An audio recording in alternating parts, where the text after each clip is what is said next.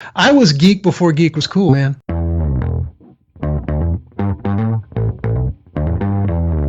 You're listening to the Author Stories Podcast, bringing you the story behind the stories and the storytellers. Margaret White, Terry Brooks, Sheena Kamal, Matthew Quick, JT Ellison, Walt D. Williams, Brad Ford, Corey Dr. O, Brandon Sanderson, Robin Mom, Ernest Klein, Jim Butcher, Charlene Harris. Visit hankgarner.com for archives of all the shows. Today's guest is Chris Pourteau with a look back on 2017. Well, hello everybody, it's the final week of 2017 and we have had a tremendous amount of shows this year with some tremendous guests, and I hope you've really enjoyed it. I do hope that you'll tune in 2018 as the show continues to climb and go to new heights. I would like to thank our sponsors who so faithfully support the show each week. Richard Gleaves, as you know, we have an audio clip at the end of each show by Richard Gleaves. Thank you.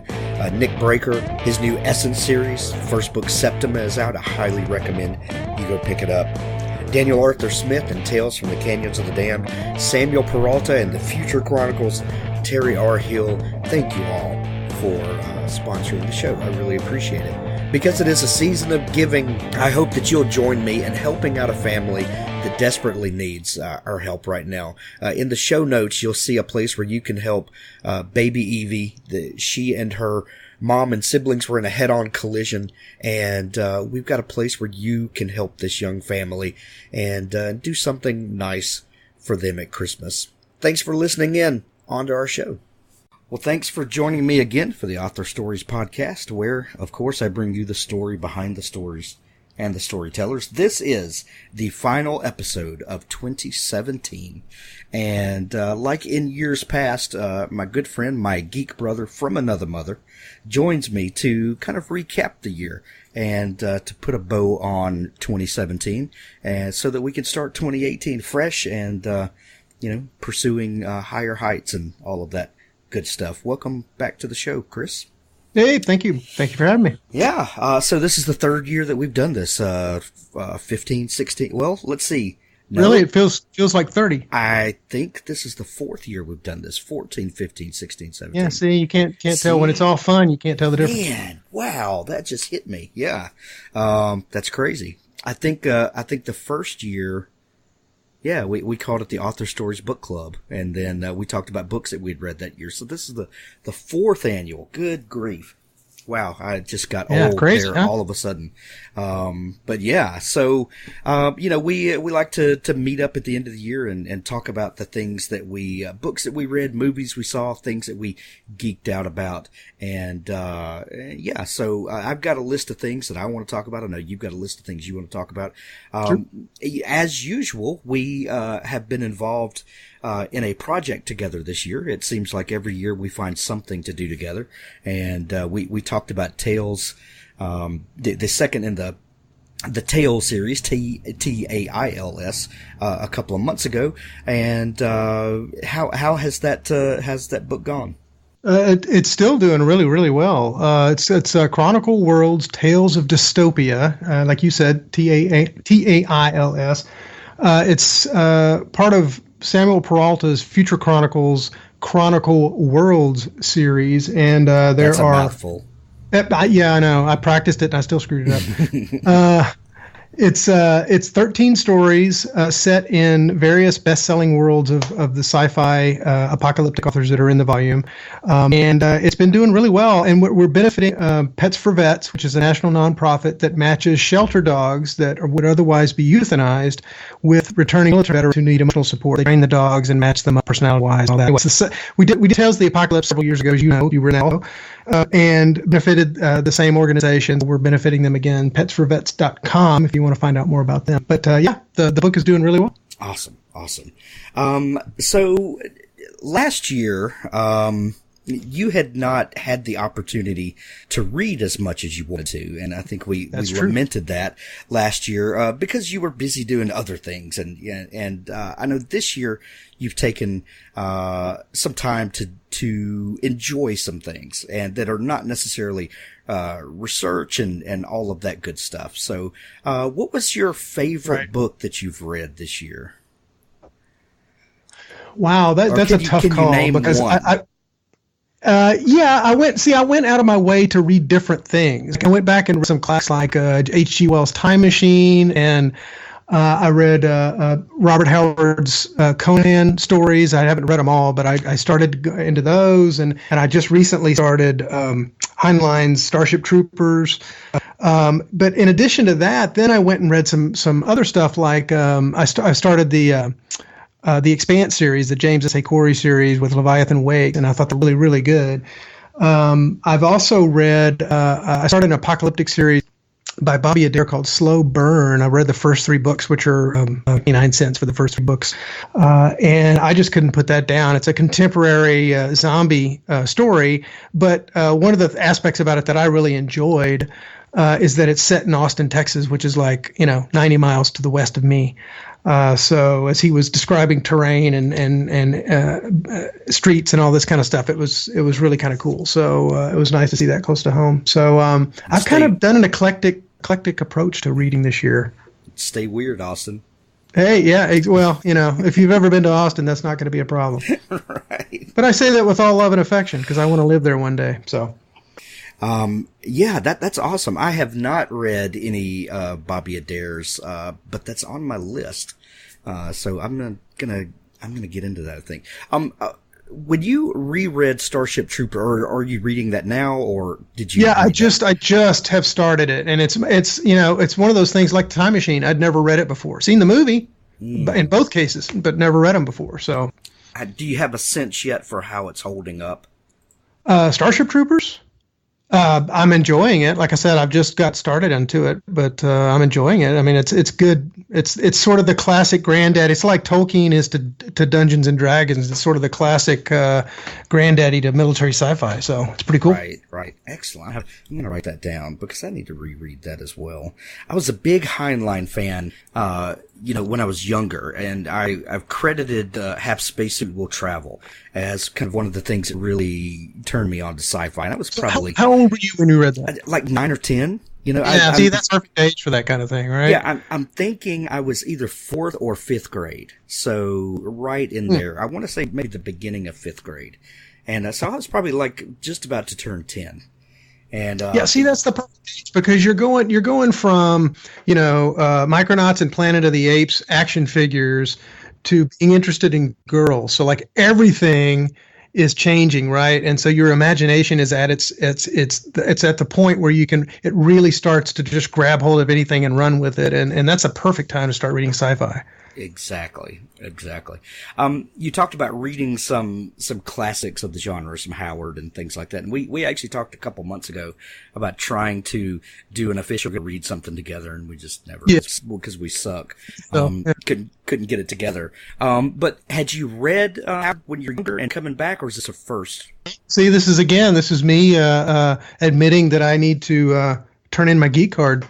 There are just aspects of my whole geekness that have been underdeveloped for a long time, which is what we're trying to rectify now. Well, you and I came up in a really crazy time where geek stuff was starting to permeate pop culture, and so we could get aspects of it without having to dig deep. And, whereas maybe the generation before us, if you didn't read a Howard novel or any of the other spin-offs and all of that stuff, that was the only place to get it. But, we start seeing D&D and things like that coming into pop culture. Yeah. See, when I was in high school, being a geek was still a bad thing. By the time I graduated college and Bill Gates had made his, billions or whatever, and computer games were on the rise and all that. Suddenly, it was being geek. I was geek before geek was cool, man. I went back and read Journey to the Center of the Earth, and another Jules Verne book. 40,000 Leagues? No, not 40,000 Leagues. 20,000 Leagues. Excuse me, 20,000. 40,000 Leagues was volume 2. That was volume 2. But I love Journey to the Center of the Earth. It's one of my all-time favorite books. And, I also read that around, fourth, fifth, sixth, probably fifth or sixth grade. And, again, that's the same, right? Same age. Same age. And it just, I don't know, it kind of, it kind of built on, that love that I had started to acquire. And I really loved going back and revisiting and kind of getting some of that nostalgic feel and, kind of remembering why I wanted to kind of be in this space in the first place. Okay, so does that, not to cross the streams or whatever, but does that kind of lead us to Stranger Things 2, maybe? Well, I think so. First because off, that the whole allure of that for me, it's set in what, 84? 84, 85? 84, yeah, so I would have been 17, 18. So I'm the older kid's age in the show. Right. And I'm older than the younger kids, but let's see, 85, I was in the 84, I was in the 8th grade, going into high school that next year. So yeah. So when they start out playing Dragon's Lair, I played Dragon's Lair, man. Oh my God, yes, that's like my inner geek started jumping up and down and squealing. Sort of the tuning fork inside started to just thrum. Yeah. Right. And what was the space cousin of Dragon's Lair? There was it's not Space Ace. It was the same kind of animation. Obviously, the same company did it. But Laserdisc game. Yeah, it was a Laserdisc game, but I can't remember. Anyway, that was very indicative of the time period for sure. Yeah. So, how long did it take you through season 2? Well, okay, so we have this thing we do, my wife and son and I, where we have like family time. It's basically Monday through Thursday from 7:30 to 9 or 9:30. It's everybody, we get the dinner ready and we sit down on the couch and we watch a show or episode or two of a show together. And so that was one of those because we all love that show. So probably 2 weeks, but not because it was slow or anything. It's just, it's one of those things where you just take one small bite of cake at a time because you don't want to just wolf it down, then it's gone, then you're done, Yeah, exactly. So we took our time. I think we watched it, it might have taken us a week to watch it, because we did the same thing. We kind of, pulled it out little by little. I love watching my kids watch it because they don't know the reason I love some of the scenes. They love it for different reasons. And, I think that's the genius of that show is that there's so much, nostalgia there for us. And it's really great writing for someone who doesn't have those cultural touch points. They still love it, but for different reasons. Right. So have you had a conversation with them? Can you tell me what it is that their generation likes about it? They just think it's great storytelling. They love the slight campiness to it, and the kind of scary undertones. This is something that I've been thinking a lot about lately because I have only recently really become a Stephen King fan.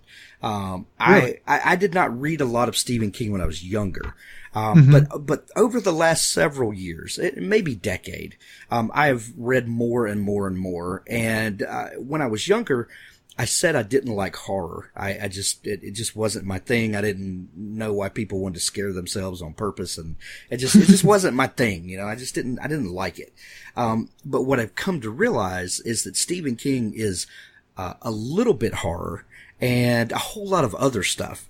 And I think that kind of feeling is what they really capture in Stranger Things. And, I think what really maybe woke me up to it was we went to see it, in the theater, a couple of months ago when it came out. And to me, it was not scary at all. There were a couple of kind of jump scare scenes, where they just startle you. But to me, the story was about the kids and the camaraderie and the bond that they build together. And it was very much a a Stand By Me kind of film. Yeah, I was just thinking of that, The Body, the story of The Body. Exactly, which comes from the Stephen King, The Body.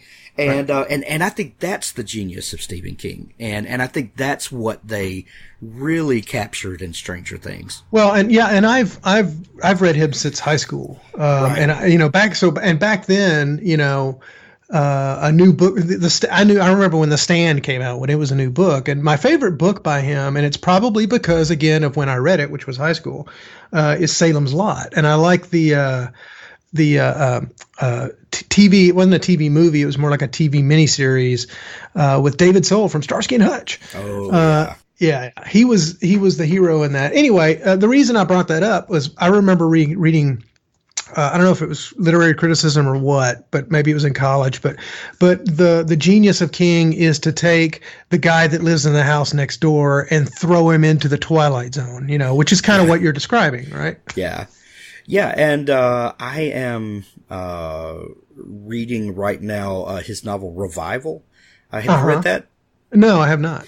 It's the first probably third of the book is kind of small town, the typical trouble that kids get into, and all of the characters in the town. It's just, he has this really rich way of painting the scenery, and you feel like all the characters, and then all hell breaks loose. It's really crazy, and I kind of dig it. It's kind of my favorite thing right now. Oh, that's cool. Very cool. Yeah. So anyway, they are making season 3. I heard, and I think probably negotiating on season 4 already. Yeah, that wouldn't surprise me. Yeah. Do you think they can hold it out and keep catching lightning in a bottle? Yeah, I don't know. I didn't enjoy the second season as much as the first season, but I think that the answer to that, the reason for that is obvious, and that is because it wasn't a brand new thing. Yeah. Right? When you see that first brand new thing, whether it was the first Star Wars movie or whatever, and it's like, oh, wow, that's so cool. Even it doesn't matter how good the second thing is, it's never doesn't have the romance that the first one had and its impression that it made on you. So I don't know. I mean, I thought season 2 was great. So if they can just kind of keep up the like you said, the humanity of the characters and keep the big bad in the shadows as much as they can. I mean, I know they brought it out more in season 2. But I've always thought the more you can keep the big bad in the shadows and just hint at it and let the reader's imagination do the rest, the better it'll be. Because as soon as you, and King even said this, as soon as you throw light on it, it's never as scary as what their imagination would have made it be. So we'll see. Well, that's the Hitchcock, kind of MO. Make you afraid of what you don't know, and let your imagination go overboard. Exactly. Yeah. Well, you said it first, so you said the S word, Star Wars. I have not seen The Last Jedi yet, but you have. I have. Yeah, we're going to see it tomorrow, or when you listen to this, it will have been yesterday. So, this whole show is a sci-fi thing right now. I don't know. Time loop. What? We're time travelers. So, tell me your initial thoughts without spoilers. Or just tell me on your Chrisometer, did it do for you what you wanted to, or did it ruin your childhood? Neither. I mean, my childhood was ruined long before I saw that movie. No, I'm kidding. Well, I can't really say what I think without giving spoilers. So maybe after you've seen it, we can chat about it more, whether it's on the air or not. Yeah, we'll have to do that because I'm here. I'm trying to dodge spoilers on Facebook and stuff, but I am getting just people are all over the place with this movie, which they didn't seem to be. For Force Awakens, if I remember right. I remember going to Force Awakens and thinking, this was a great Star Wars movie. It was not Return of the Jedi or anything like that. And yes, it was obviously an homage to A New Hope, I mean, seeing Well, after or seeing. rip-off, depending if by homage you mean rip-off. Yes. Yeah. Yes. But I mean that in a loving sense. It did not. I recognized it as I was watching the movie that they had just basically pulled the guts out of A New Hope and stuck new guts in, so it was the same plot. Right. But I was so bowled over by Han and Chewie and all that stuff. I didn't care. Right. I didn't Exactly. Yeah, and I remember thinking when I came out of the theater that the hero's journey was revived and kind of the classic storytelling. And no, they didn't break any new ground whatsoever, but they brought some of my beloved characters back, and the last scene with Luke, and it had you all the feel goods going on, and then you watch it again and you're like, well, this is not exactly a great movie, and each subsequent watching is I don't dislike it, but it's not groundbreaking by any stretch of the imagination. No, but I tell you what, it brought back the nostalgia that we were talking about just a while ago, right? Right, exactly. But what I'm hearing from a lot of people coming out of the Last Jedi is, oh my God, this is trash. This is this is not a Star Wars movie, and I'm feeling a lot of harsh reactions, one way or the other. One is they killed the old Star Wars, but it needed to be killed. And some people are like, oh my God, my childhood is gone. And so I don't know. They need to take a Valium or something. But I will say this. I did not enjoy it as much as Force Awakens. And I thought some of the plot elements were way out of left field. I did not nearly enjoy it as much as I did the first new one. But we'll see what you think. I don't want to prejudge it for you. I want you to go in and experience it and we can talk about it. Well, I have zero expectations going in. So, and I think that's the right way to go in. That's the way I was when I saw Suicide Squad. And we talked about seeing Suicide Squad, and I had zero expectation for Suicide Squad and wound up having a wonderful time at that movie. Yeah. Because it was just a fun movie and I didn't put any baggage on it. So I'm going to do the same thing with this movie. My geek credentials do not hang in the balance or whether I love it or not. And I'm just not that, I'm not that exercised about it. So I think that's a good place to be. Mm-hmm. Yeah. Perfect. Speaking of, and I'm swishing a cough drop, back and forth, so I apologize if I'm clicking into the mic. But as far as, nostalgia, one of the books that I loved this year, that I discovered is by Jason Rekulic. And it's called The Impossible Fortress.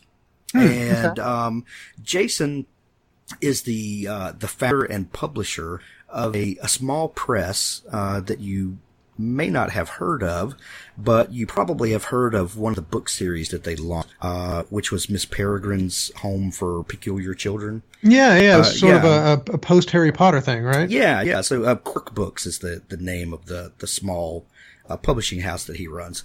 And, and they've had several kind of massive underground kind of hits like that. And so Jason, I kind of got to be friends with him. He's a really cool guy. And he wrote this novel, called The Impossible Fortress. And it's a love letter to the 80s and nerds everywhere, as the tagline says.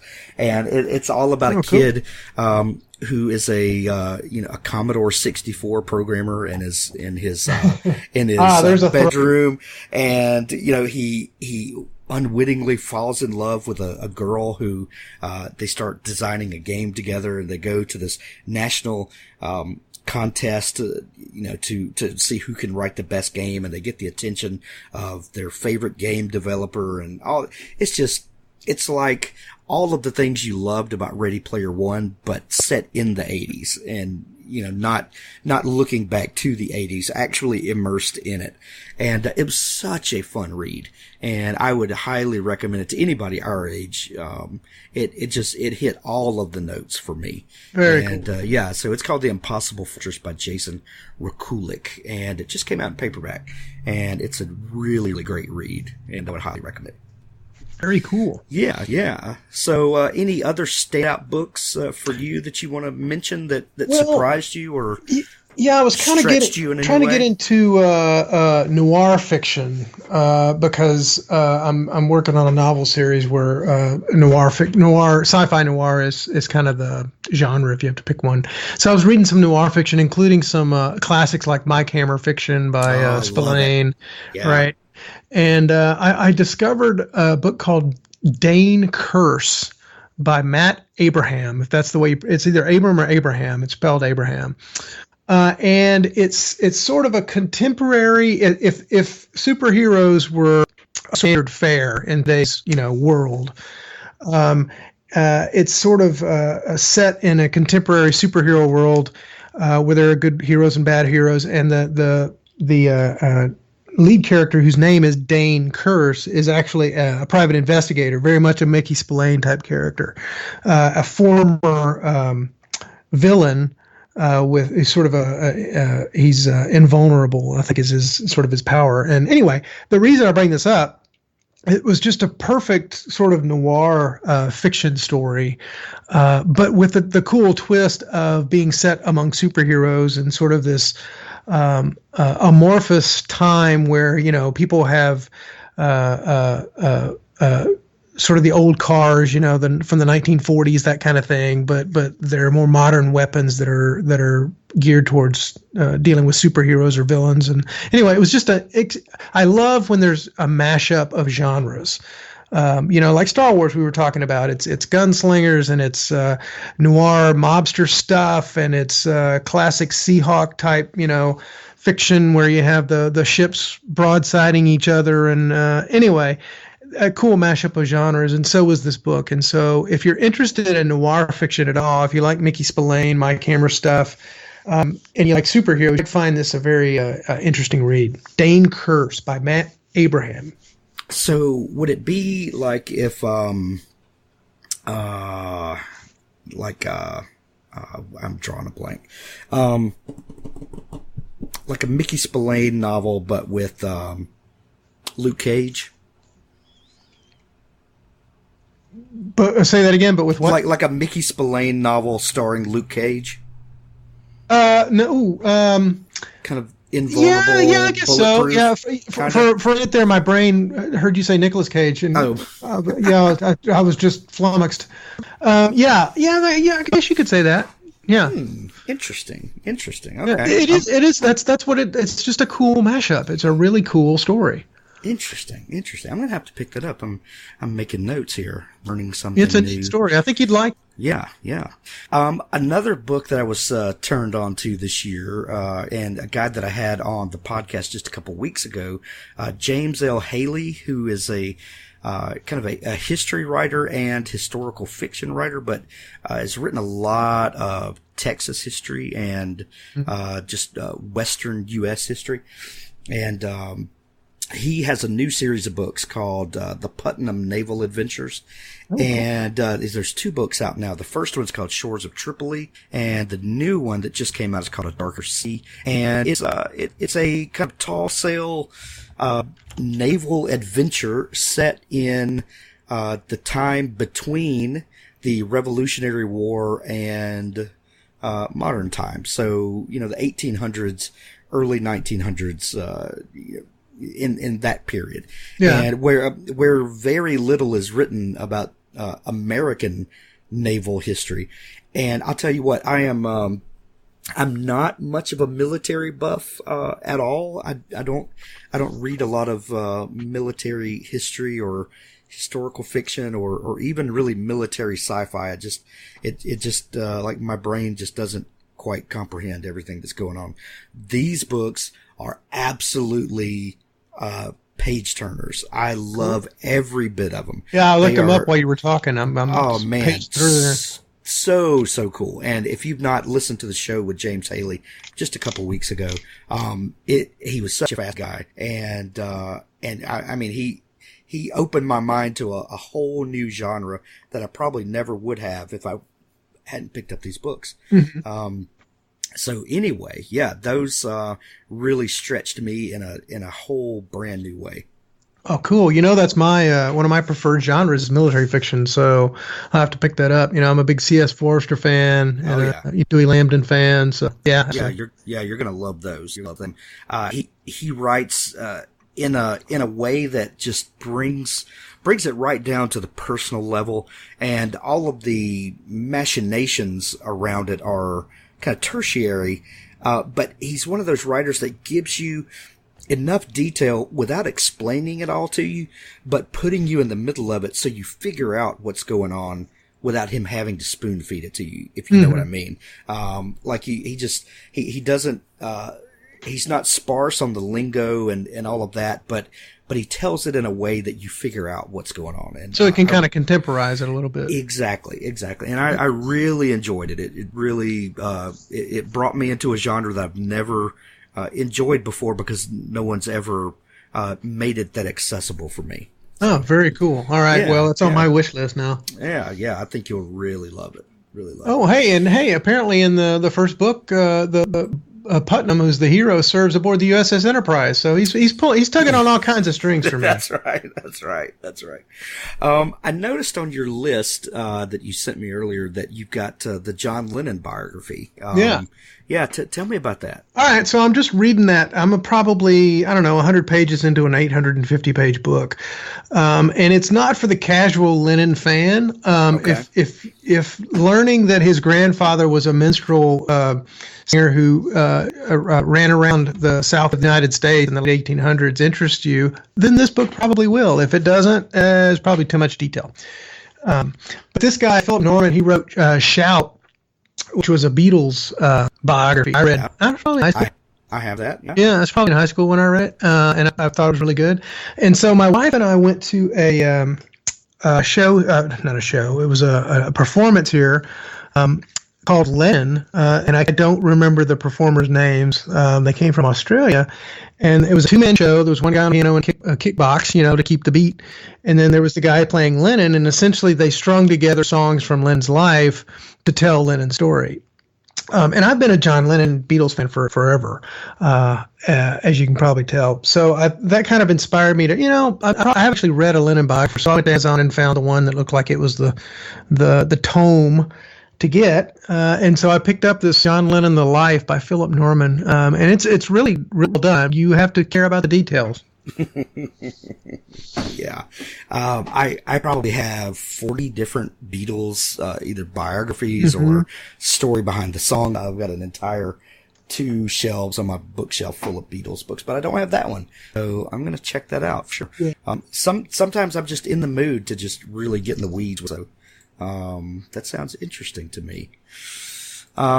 Speaking of musicians' biographies, I read, Petty, the biography earlier this year. Yeah. So before or after? Before. Okay. And it's 350 pages or so, which, if you're talking about tomes, it's not exactly tome worthy, but it's a good read. It's detailed enough, and it's a page turner written by Warren Zanes.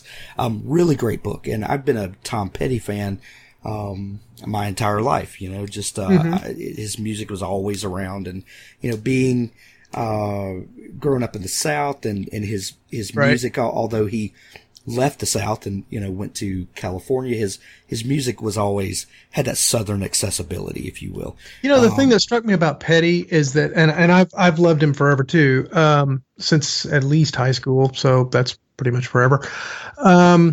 The thing that struck me about him, he reminded me of Buddy Holly. And what I mean by that is not that he would take simple, chords and simple lyrics and turn them into a rockin' song, right?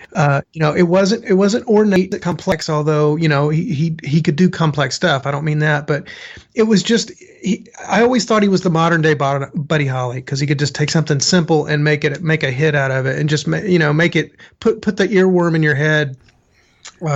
All day long, and could write a simple song and still have something to say, without just browbeating you. It was he had a really kind of an everyman's poet kind of a vibe, and I think that Buddy Holly is the perfect person to compare it to. I totally get the comparison you're drawing. So if you're a Tom Petty fan or, a fan of 60s, 70s, 80s rock, it's a great book to, you see, a whole cast of characters that play through, Tom's life from Fleetwood Mac and Stevie Nicks and the interactions they had, and to, ELO and, Jeff Lynne, who was a huge, part of Petty's life later. They talk about the Traveling Wilburys in there? And then the Traveling Wilburys and how, his how, and the Beatles, that when he, did his first solo album, there were two Beatles, playing, with him. George Harrison and Ringo Starr played on that first Petty solo album. And, so anybody who can, excuse me, who can command, an audience with the Beatles anytime he wants is, obviously has something going on. So I would highly recommend that book. Also, there's a Netflix documentary that's almost 4 hours long. Tom Petty documentary, and it kind of goes hand in hand with the book, and it is totally worth the 4-hour investment. Mm-hmm. Cool. Yes. Yeah, so I finished the book and then watched the documentary, and like a week later, Tom died. And it like ripped my heart out. I was because I had kind of immersed myself so much in his music lately then, that it felt like the rug was just pulled right out from under me. But then I've also been reading, No Quarter, The 3 Lives of Jimmy Page. And, yeah, and that's his autobiography? No, it's written by Martin Power. Okay, he just put out an autobiography, didn't he? I think he did, but I haven't made it that far yet. Gotcha, go ahead, sorry. But, this is a crazy ass book. It is, Jimmy Page he's one interesting dude. And this book is over 700 pages long. It's a big one. But I had to put it away because after, I felt kind of responsible for killing Tom Petty. I put Jimmy on the shelf. Had you not read the biography, dude? I know. I mean, I had just finished it and then he died, and I felt a little bit responsible. So I thought I would save. I want to at least let 2017 get out before I pick Jimmy Page back up. Oh God, yes. Yeah. So, another great Zeppelin biography, if you're into that sort of thing, is When Giants Walk the Earth.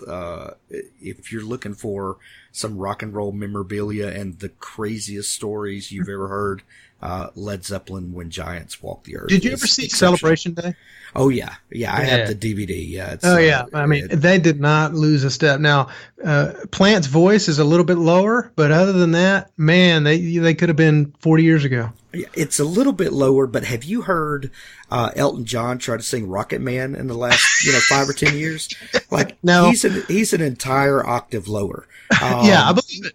Yeah, Plant may be a step or two lower, but he's for 40 some odd years separated, he did a pretty jam up job. Well, the whole thing. I mean, and with Jason Bonham on drums, John Bonham's son, and I mean the whole the energy and the power of that concert, it was no less than The Song Remains the Same. The concert film from 35 years ago, whatever it was, 40 years ago.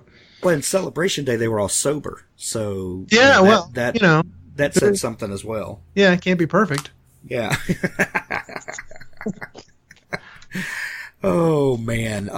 Any other standout TV or film for you this year? Film Wonder Woman. Oh yes, we haven't even gotten to the DC stuff yet.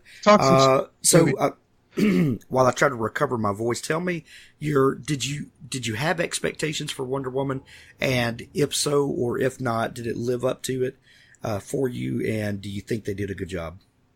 Okay, first of all, I think they did a great job.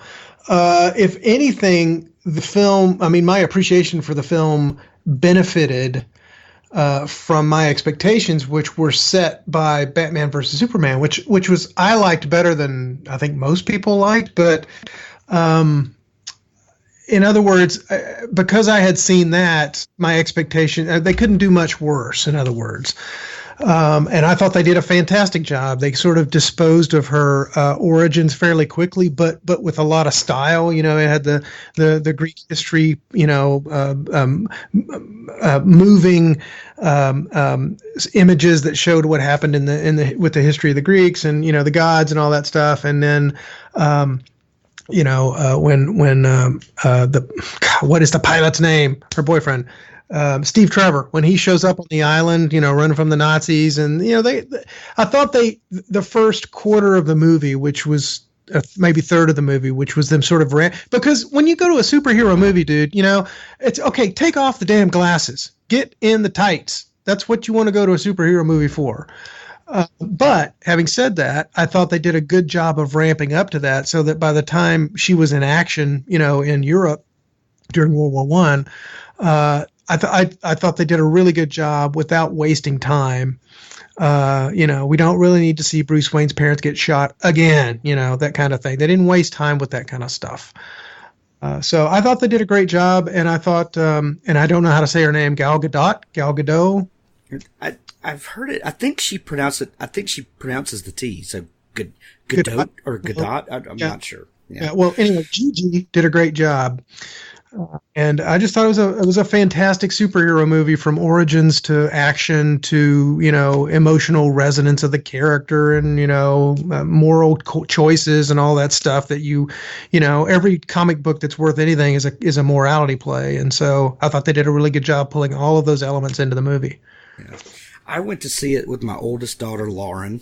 And she took me. It was her idea. She wanted to go, and you and I have talked about this numerous times before about the way that comics sometimes will try to retrofit a character to appease a certain portion of the audience, and we've always been, why not make your female characters so badass and really let them shine on their own without taking another character and shoehorning them just to appease a certain portion of the audience.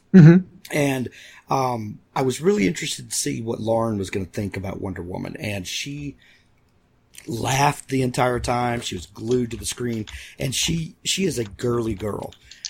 But she absolutely loved it. She was like, girl power, go, she was their target audience, and for her, they completely nailed it.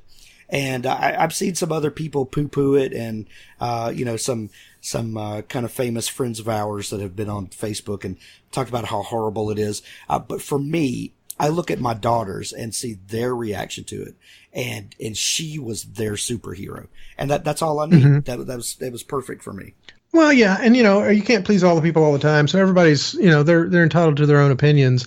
But if you go back and look at the comics from the 40s and 50s, I guess it would have been the 40s, because they sort of hamstrung her later in life. But if you go back, especially, if you go back and look at the original Marston comics, she was very much what you saw on that screen. I mean, even for the 1940s, especially for the 1940s.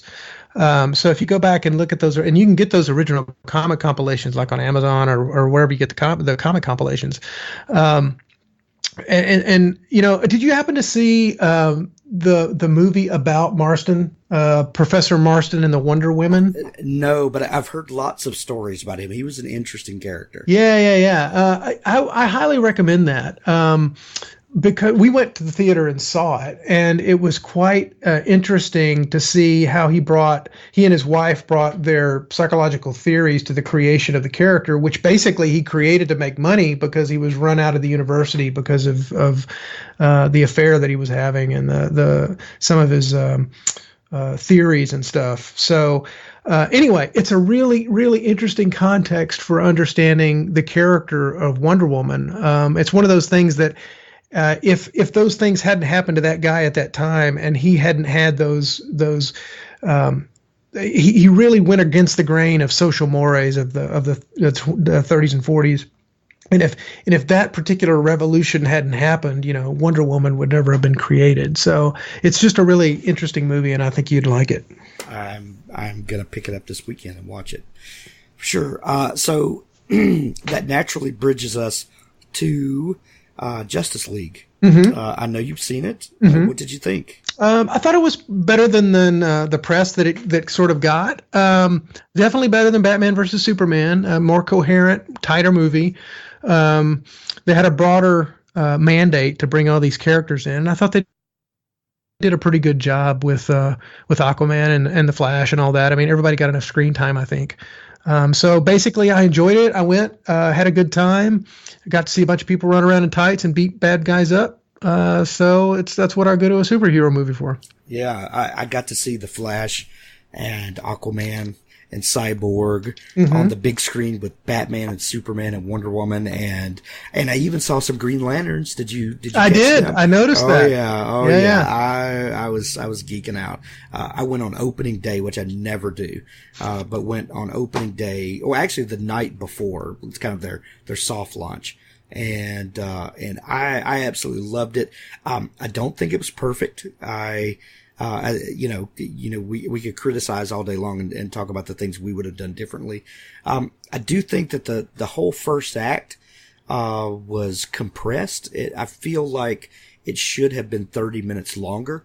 I think they edited it way too tightly in the beginning. I kept getting the feeling that for each character reveal and as they're kind of unraveling the story in the beginning, that they were just rushing to hit certain points. We've got to hit this beat and this beat and this beat. And I feel like there was more context there that they cut out. And, you think that was reaction to the Batman versus Superman criticism? I do. Yeah. I think they said, we can't have a 2.5 hour movie. We've got to get it down to 2 hours. And they did. I think it was an hour 59. I wish those guys had been editing the new Star Wars movie. But that's all I'll say about that. Okay. All right. Okay. I'm going to see it. Yeah. So I'm really, I'm waiting to see if there's going to be a director's cut, that has that 30 minutes added back in, because I think it would have been a tremendous movie, if they would have let the story unfold the way it was written. And that's just a hunch. I don't know that, but that's just, as I was watching, I leaned over and told Dawn, I said, I feel like they cut 30 minutes out of this movie. And that was just my instinct. Just, after you've written enough and you've read enough, you know where the story beats ought to be and how they should have a little room to breathe. And I felt like they didn't have that. Yeah, it totally sounds like they did that in reaction to the Batman versus Superman movie, because it was criticized for being overly bloated, right? They should have cut more. Yeah. So I wonder if that made it more difficult for people that didn't know Cyborg and didn't know Flash, and I wonder if it made it more difficult for them to get into the movie, and maybe that's part of the reason for the criticism.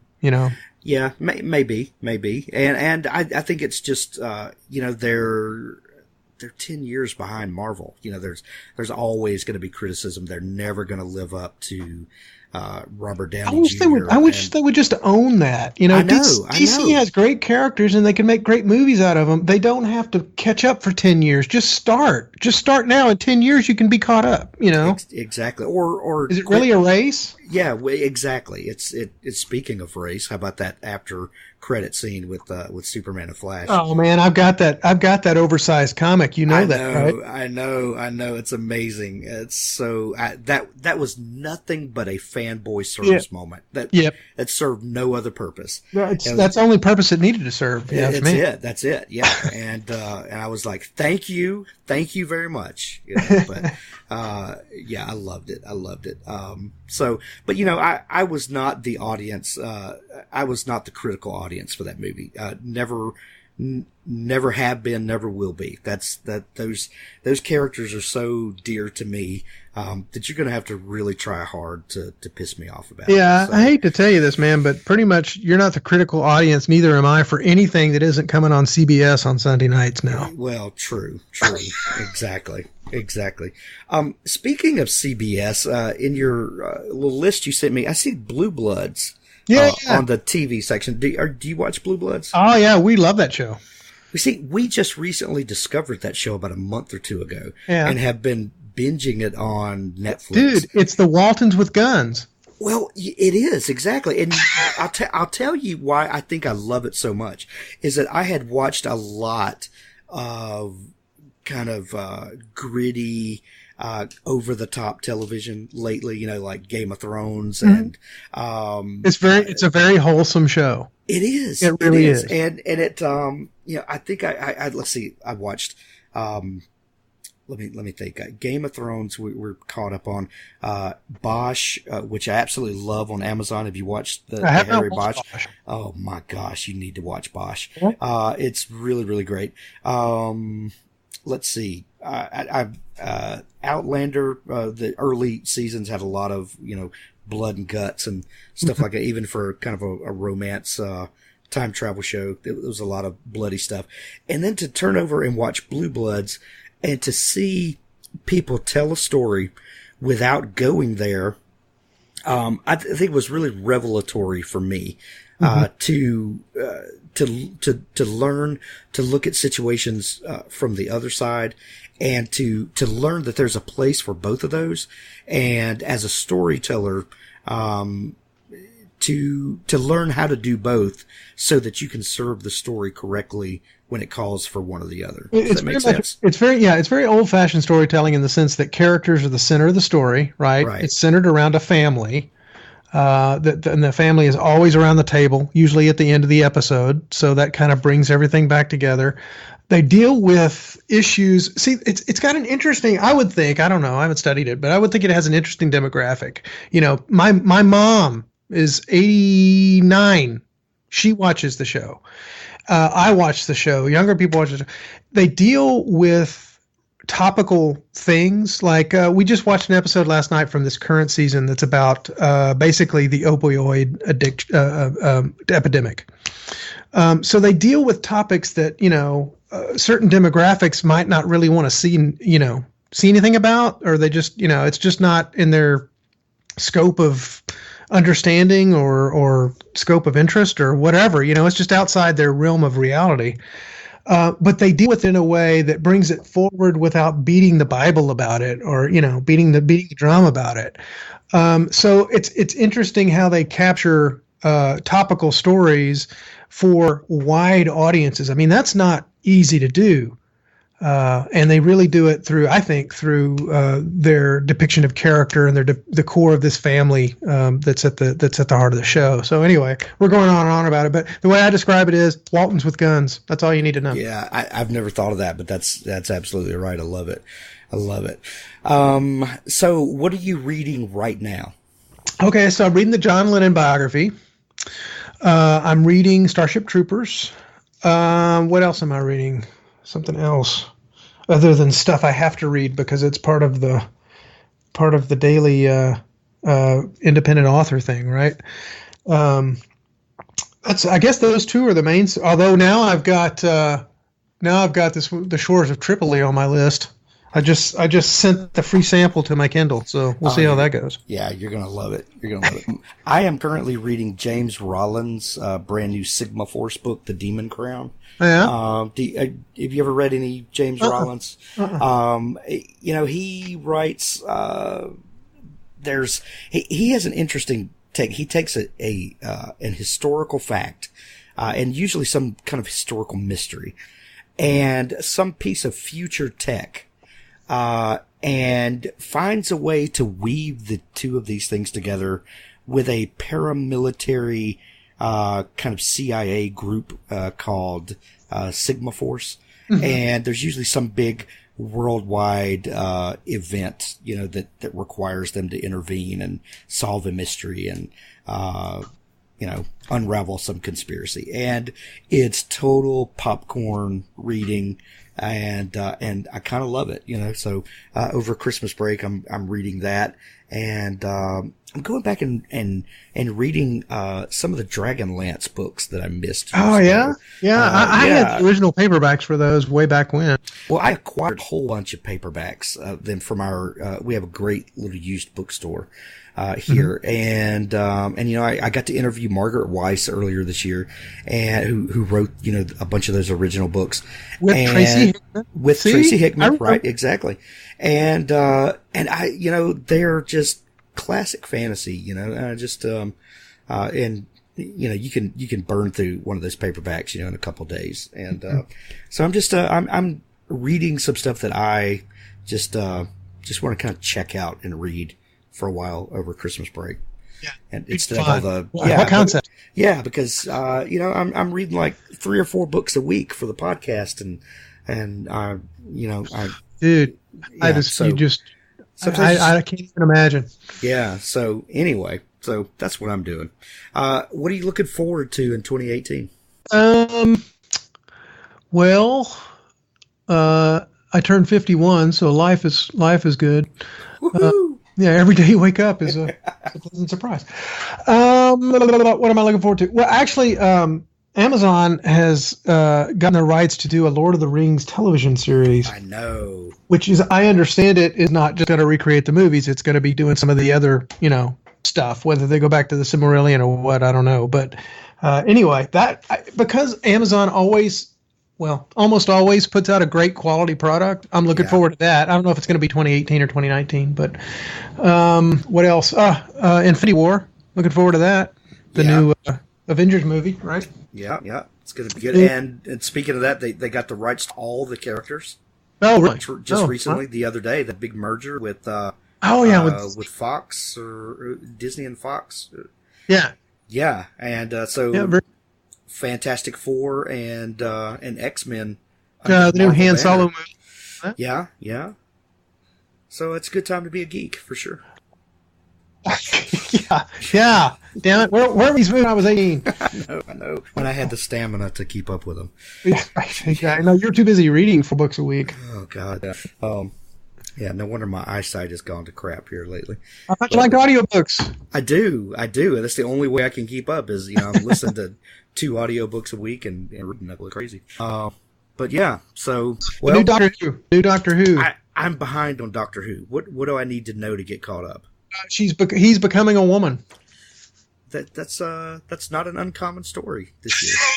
Yeah, but this doesn't require surgery unless the regeneration process constitutes surgery. But anyway, I'm really looking forward to their take on it with this new with Jodie Whittaker as the Doctor and all that. It's going to be a lot of fun, I think. Yeah, I think it'll be fun. I'm of the opinion. Tell a different story. I'm not. I'm not British, so I'm not required to care that much about it. That's right. Yeah. I'm sorry, sir. Can we see your passport? And have you watched the latest Doctor Who? No. Well, you can't come in then, can you? Oh man, yeah. I think it's going to be good. Well, Chris, thanks for joining me again to wrap up another year. I think it's been a pretty good one, and I'm looking to the next one. Looking forward to the next one. Man. Yeah, me too. And thanks for having me on again. Absolutely. Thanks for listening to the Author Stories podcast. For more great author interviews like this one, go to hankgarner.com and dig through the archives. There's something there I know you'll love. Now stay tuned for a special audio clip from Richard Gleaves' The Jason Crane series. Jason stood on the sidewalk, grinning, looking out over the rooftops towards the shimmering Hudson River. Something cold had kissed his right eyelid. It had begun to snow. He knew the snow and the sunset were just frozen water and red-shifted photons, sure. But the sight was humbling and ennobling somehow. He wandered along side streets, head down, mind empty. He passed a familiar colonial-style house. In Halloween season, this yard had sported a cemetery of false headstones. The bleached skeleton of Groucho Marx had sprawled across the garden bench, leering, "Say the secret word and win $100, bucko." But the gravestones and skeleton were gone now, replaced by a plastic manger scene. Mary and Joseph knelt over the child, flanked by a donkey, a camel, and Santa Claus. Jason brushed snow from Santa's cap. He hadn't believed in Santa for a long time, and he missed believing. Craning his neck to find that magic sleigh among the stars, that happy myth conjured up by Washington Irving himself. Irving was considered the father of Santa Claus. He'd created the sleigh, the long pipe, the laying of the finger aside the nose to pop up the chimney. Where had Irving lived back then? Where had he first imagined Santa? Maybe right here, wandering the streets of Tarrytown on some snowy Christmas Eve, hands in pockets, like Jason Crane. The horseman is real, though. So, Should I start believing in Santa again? Jason turned and ambled down the hill, thinking hard, past Beekman Avenue, past flocked windows and lights and revelers, past the sign at Picantico Hook and Ladder promising cookies and milk with Santa, and past a knot of seniors with ukuleles who crooned, "You're a mean one, Mr. Grinch," to the last-minute shoppers. Cars purred past, wheels muffled on the white road. The sound of hooves came up from behind. Clop, clop, clop. Jason froze. 2 white Clydesdales passed, bell-bridled, pulling a wagon of giggling, snow-nipped children. Jason exhaled and relaxed.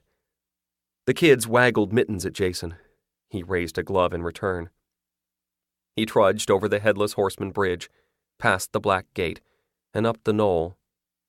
He'd come to the steps of the old Dutch church. The burying ground lurked behind, full of tilted cenotaphs and baby stones and frightened angel faces. Snow fell through the early evening starlight and collected on the twiggy branches of the locust trees. It blanketed the graves and quieted them. The burying ground had lost its spookiness. It was half creepy and half festive now, like a Stephen King novel illustrated by Currier and Ives. He heard voices rise inside the church.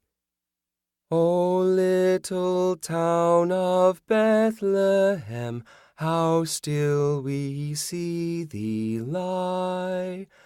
Above thy deep and dreamless sleep, the silent stars go by." A connection fell into place. Ichabod had been the singing master of this church, hadn't he? Jason's ancestor had courted Katrina with music lessons right here, and his rival Brom Bones had responded by teaching a scoundrel dog to whine beneath the window. Jason thought he heard a voice somewhere in the crowd, flat and nasal, honking through the hymn. Ichabod's echo.